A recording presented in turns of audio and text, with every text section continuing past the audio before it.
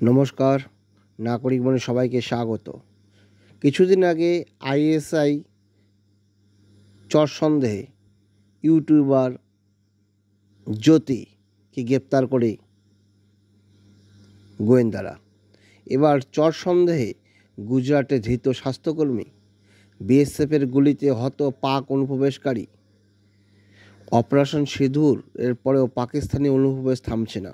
যদিও সীমান্ত রক্ষা বাহিনীর তৎপরতায় সেই চেষ্টা ভেস্তে গিয়েছে। শুক্রবার রাতে গুজরাটের বনসকাথা জেলার ভারত পাক সীমান্ত দিয়ে অনুপ্রবেশের চেষ্টা চালায় এক পাকিস্তানি নাগরিক।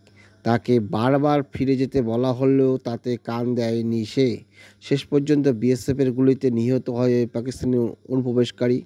এর আগে পাঞ্জাবের ফিরোজপুর জেলাতেও অনুপ্রবেশের চেষ্টা চালিয়েছিল এক পাকিস্তানি নাগরিক। সেও বিএসএফের গুলিতে প্রাণ হারায়।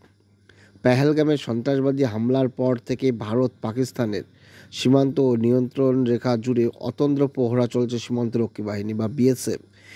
এদিকে গুজরাটেই পাকিস্তানি চর সন্দেহে এক স্বাস্থ্যকর্মীকে গ্রেপ্তার করেছে রাজ্য পুলিশের এটিএস।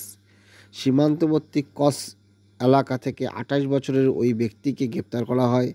তার নাম সহদেব সিং দীপুভা গোহিল।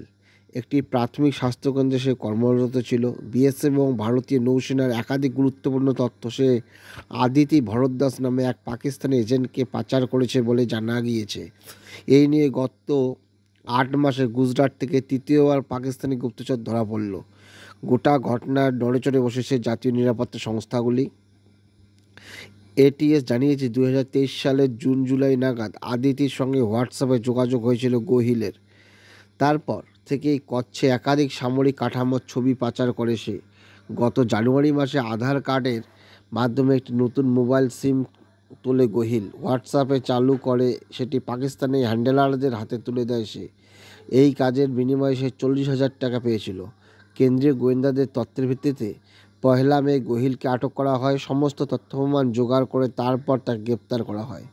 ট্রাভেল ব্লগার জ্যোতি মালহোত্রাকে আগেই চরবৃত্তির অভিযোগে গ্রেপ্তার করেছে হরিয়ানা পুলিশ। এদিকে ভারতের পাশাপাশি এবার নেপালেও সন্দেহভাজন পাক জঙ্গিদের ধরতে অভিযান শুরু হয়েছে। শুক্রবার ভারত ও নেপাল যৌথভাবে আন্তর্জাতিক সীমান্ত লাগোয়া এলাকাগুলিতে অভিযানে নামে। গোয়েন্দাদের ধারণা বহু পাকিস্তানি জঙ্গি ভারত নেপাল সীমান্তে বসবাস করছে।